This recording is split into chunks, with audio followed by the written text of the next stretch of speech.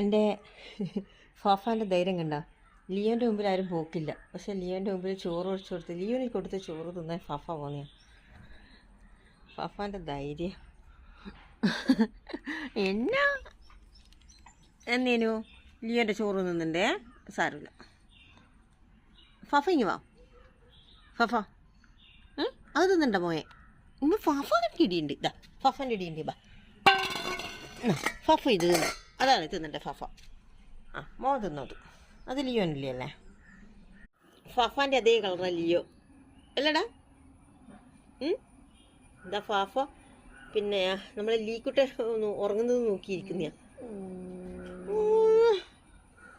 എൻ്റെ മോനെ. അതാ